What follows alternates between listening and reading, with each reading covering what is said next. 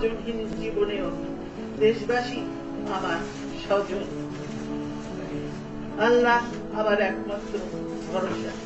তিনি আর নেই, কিন্তু তার নাম এখনো বাতাসে ভাসে, মানুষের কণ্ঠে, ইতিহাসের পাতায়। খালেদা জিয়া। তিনি কেবল একজন সাবেক প্রধানমন্ত্রী ছিলেন না, তিনি ছিলেন একটি সময়, একটি সংগ্রাম, একটি দৃঢ় অবস্থানের প্রতীক। সহজ জীবনে থেকে দেশের শীর্ষ নেতৃত্বে উঠে আসা এই নারী রাজনীতিকে দেখিয়েছিলেন দায়িত্ব হিসেবে, ক্ষমতা হিসেবে নয়। তিনি বিশ্বাস করতেন রাজনীতি মানে জনগণের পক্ষে দাঁড়ানো। তিনি বিশ্বাস করতেন রাজনীতি মানে জনগণের পাশে। তিনি বিশ্বাস করতেন রাজনীতি মানে জনগণের পক্ষে দাঁড়ানো। তিনি ছিলেন স্পষ্টভাষী, তিনি ছিলেন আপোষহীন।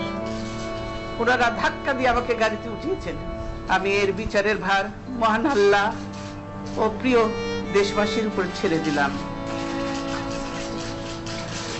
সে অবস্থা করেছে সারাদিন আমি মানুষটা কিছু খেতে পর্যন্ত পারিনি।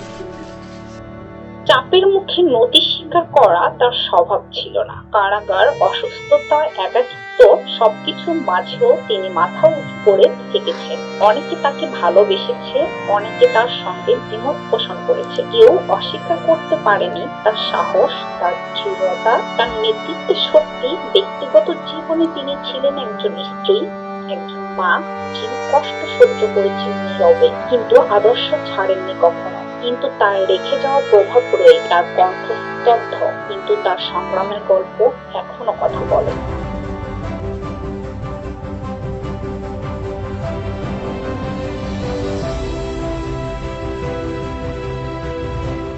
ইতিহাস হয়তো ভিন্ন ভিন্ন ভাবে তাকে বিচার করবে, কিন্তু একটি সত্য অটল থাকবে: খালেদা জিয়া ভয় পায়নি, আপোষ করেনি এবং শেষ পর্যন্ত নিজের বিশ্বাস নিয়েই পথ হেঁটেছে।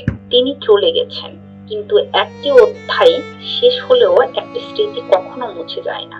আমার এই স্বজনহীন জীবনেও দেশবাসী আমার স্বজন। আল্লাহ আমার একমাত্র ভরসা।